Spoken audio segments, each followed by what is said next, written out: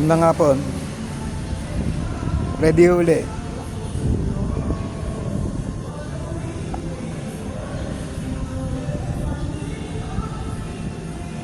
Dito uli ko sa Robinson. Ang vlog ko ngayon tungkol sa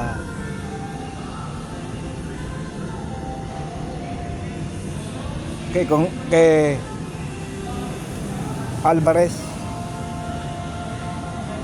Congressman Alvarez, yung nagpapababa kay PBBM.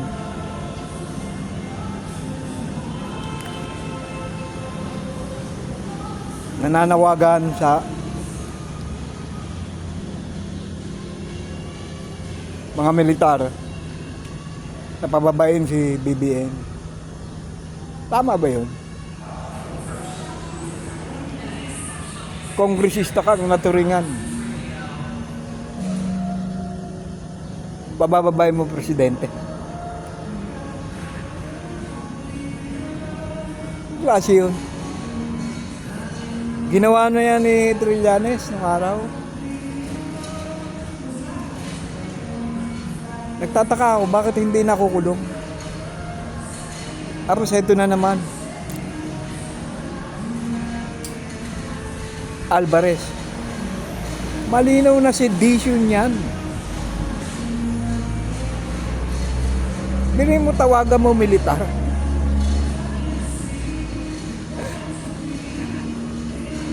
Dapat siya makulong.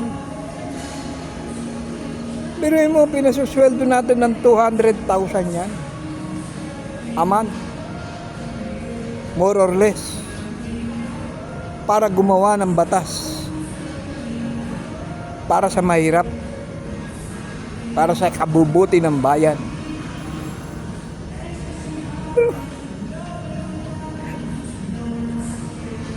Ano yan, politika? Eleksyon ba ngayon? Hindi naman eleksyon ngayon. Hirap talaga sa Pinoy. Hirap intindihin. Pag nakapwesto na, may sweldo na, hindi na gumagawa ng batas. Walang pakialam sa taong mahirap. Ang pinakikialaman, partido at negosyo nila. Paano aangat ang Pilipino niyan?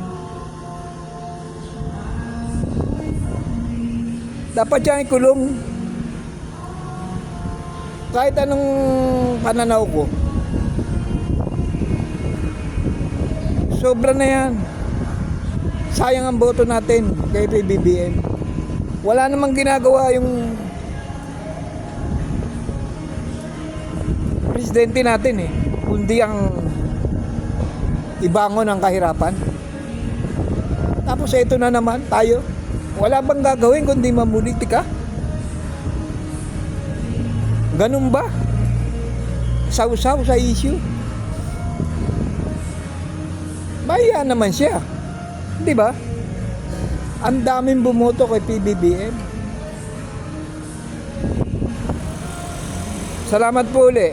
At nililimit ko lang talaga sa isang topic at saka sa 5 minuto ang para hindi halo-halo. Pwede po sa Las Piñas. Sana magising na yung mga kongresistang yan na ang papel nila gumawa ng batas para sa mahirap. Ganun lang kasimple yun. Dapat nga bawal yan Yung pupunta ka sa media tapos pabababay mo yung presidente. Sino ka? Maraming salamat po ulit. Pasensya na kung mali ang pananaw ko, pero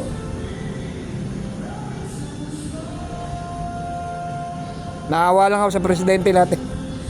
Salamat po ulit.